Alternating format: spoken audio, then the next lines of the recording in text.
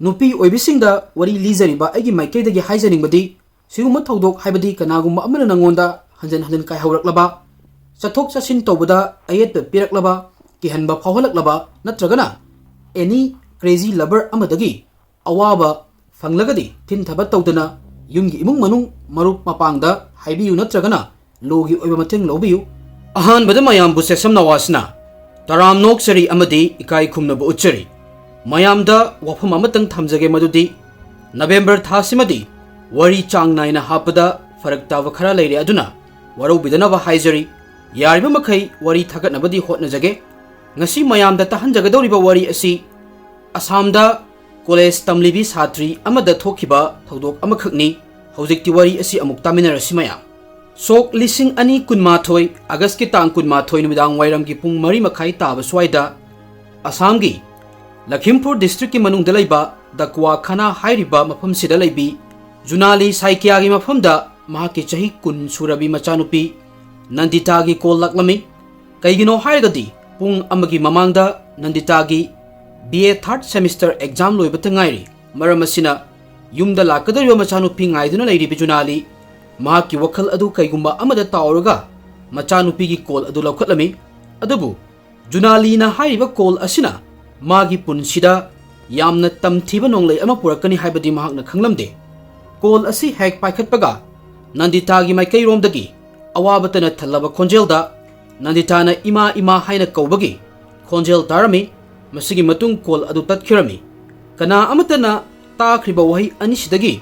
kari thokhino haiba ngamjagasu mama amana machagi awabagi koldi adum yamna laina khangmangamlami Junali na faurumi madudi mahaki machanupi Nandita awaba tare amasung masigi wakhal asina maram oiraga Junali gi thamoida leitafam khangdaba ama faurami mahakna machanupida karigumba pamdaba khara thokre haibagi akiba leirami Junali na thinthaba tawdana Nandita gi mapana binda kaplaga wari pumba liduna tahalami Junali gi akiba faubagi khonjel asi hek tabaga Navin phone adu kakthatuna yamna thuna Nandita gi marup Kasmina gi mapa Devadatta call torami mahaknani Nandita amadi Kasmina bu college tagi yumda puraga lakadoribasi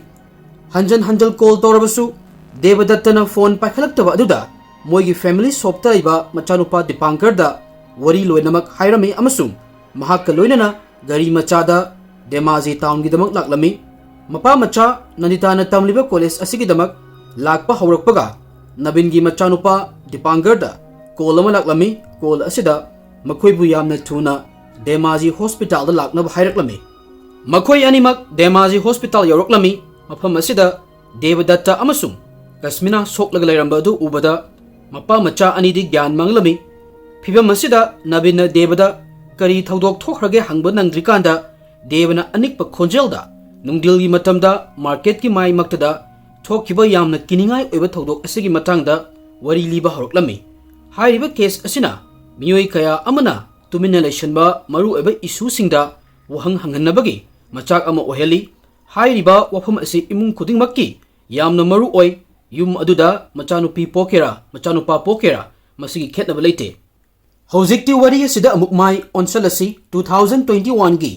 August ki tang kunmathoi thokriba thodok asigi pung 8 ki mamangda Assam gi Demaji district ki manung dalaiba Moridhal college ta tamlibi Nandita Saikia BA 3rd semester gi exam pi nabagi damak mahaki mappa Nabin Saikia ga yumdagi tholaktuna mahaki mamanabi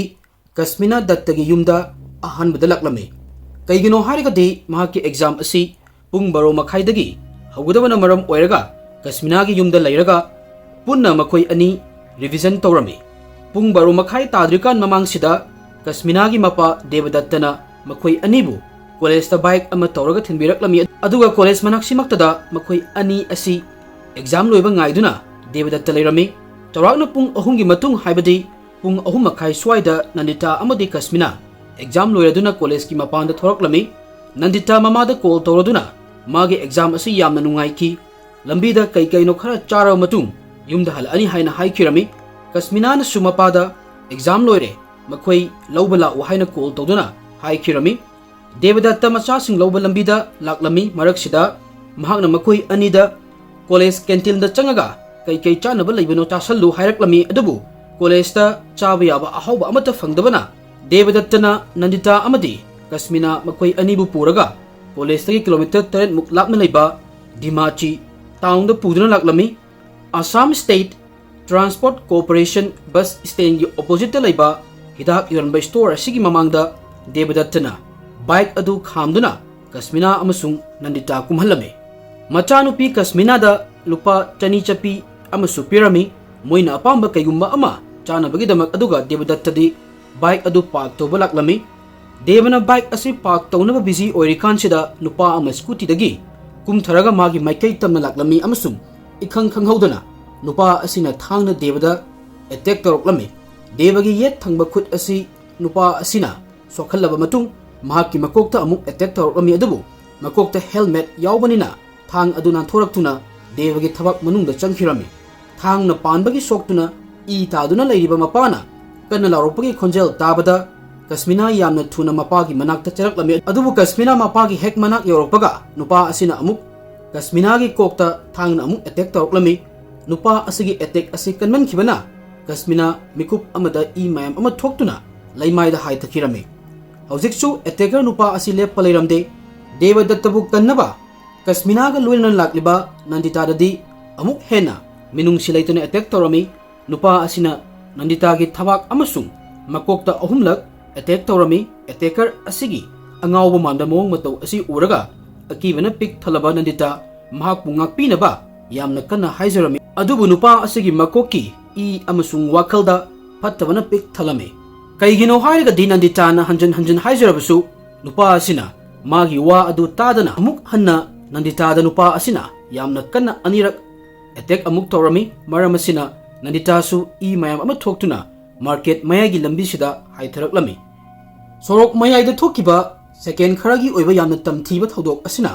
lambi sathok chasin tawriba mioi singidamak punsi chupa kawroi daba sin ama oirami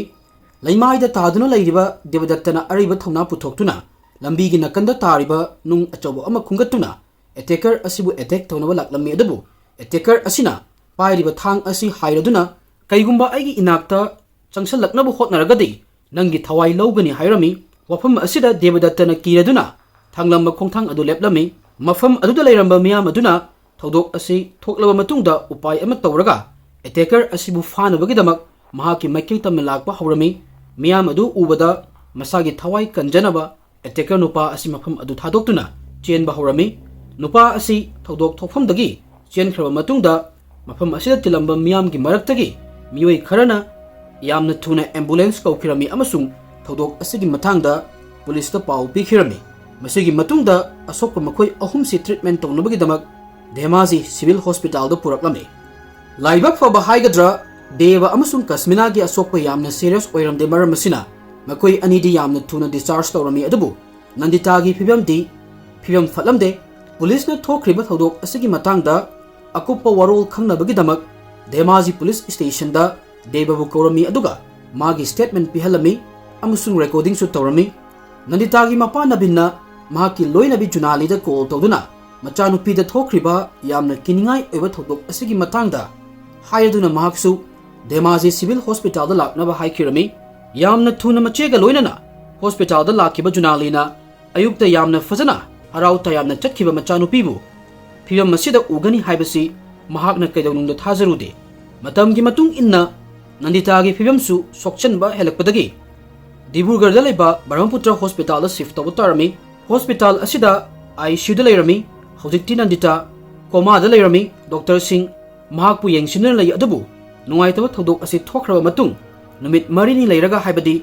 2021 gi August ki tang 15 da coma da leina Nandita saikya ngasigi tabang pal asi thadoktuna chatkirami Nandita gi awaba misi asina mahaki mama mapabu hingna sihanmagum oirami achauba asa amaga loinana chaunaba yolakhiba machanupi Nandita ngasidi moigi mangda thawai yaudraba hakchang oina taaduna leirami machanupi leitabagi awaba maraksida pulisna tairaba Nandita gi firol sing sis tawrami amasung Nandita gi asiba hakchang postmortem gidamak thakirami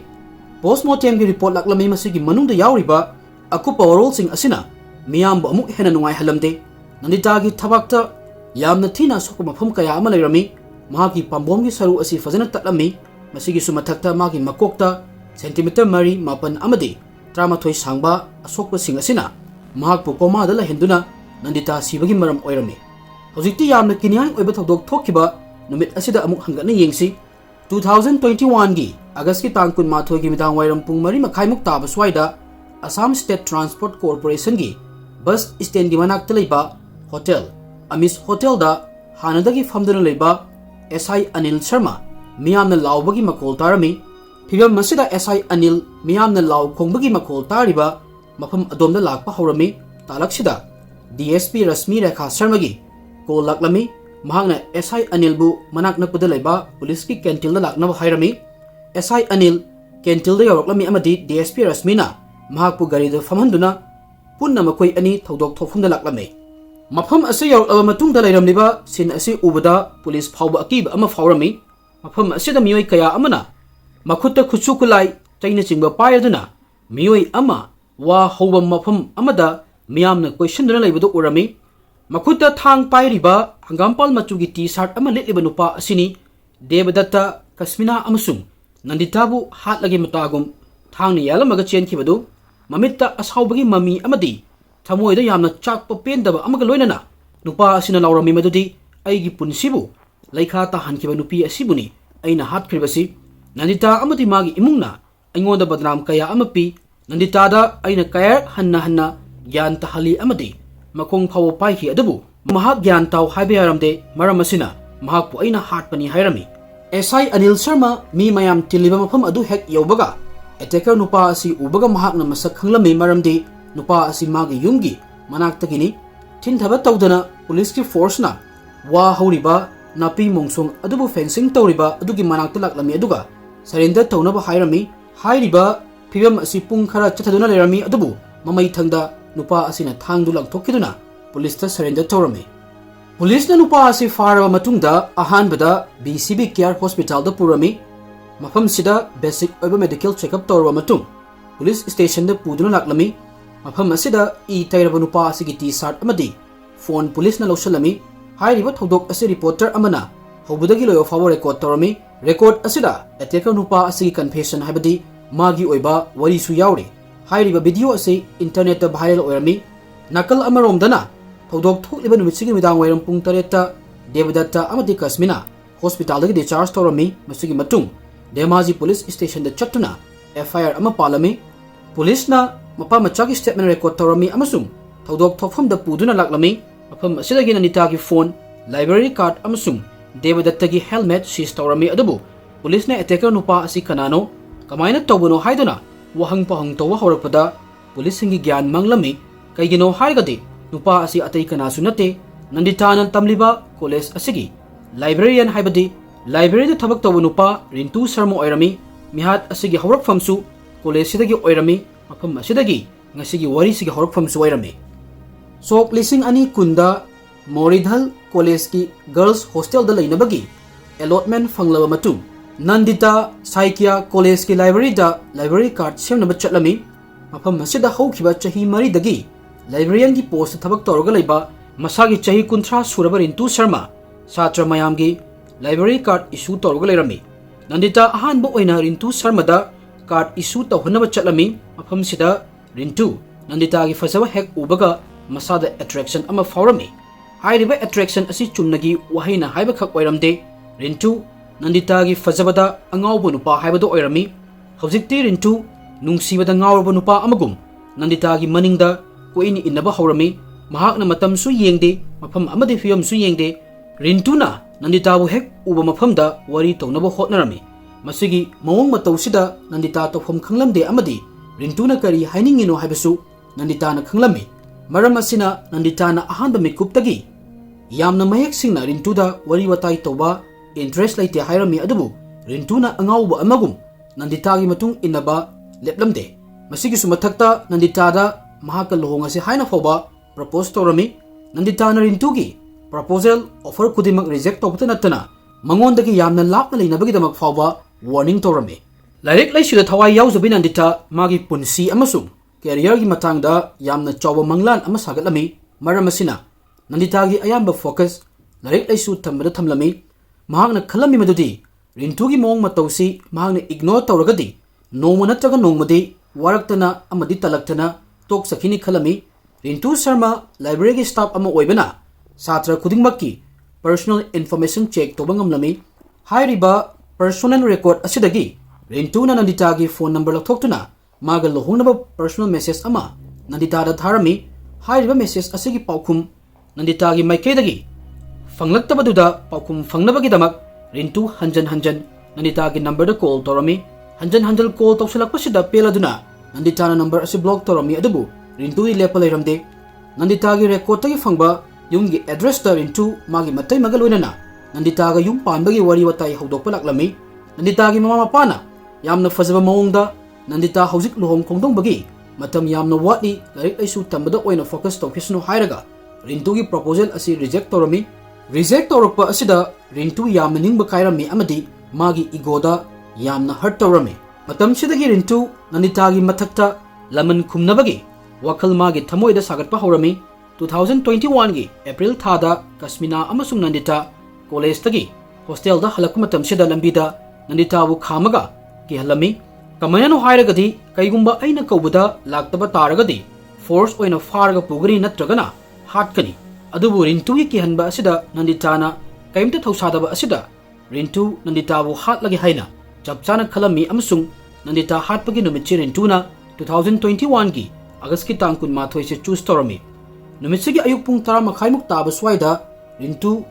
Durgeswa Sharma Koba maga khangnaba miyoi amagi yumda chatlami hairiba nupa asigi nupidagi thabak khara tawgudaba lei haiduna thang amu wairami pung ani muk leiraga nungdengi pung baro makhai tarakpa matamda rintu college ta laklami mahana college manungda nandita changkhibado ubadagi college tagi khara chatlaga mafam amada nandita ge exam loiba ngaiduna leirami exam loiraga Devadattana Kasmina amadi nandita bike ta hapaga lakpado ubada rintu magi angangba machugi scooty da moigi maningda inaraklami masigi matung rintuna chance hack fangbaga moi ahumda thangna attack torami attack asida yamna thina nandita sokpana maram oiraga leikhide police na rintu farawa matungda news channel na 21 August numitchida thodok thokhraba matung police na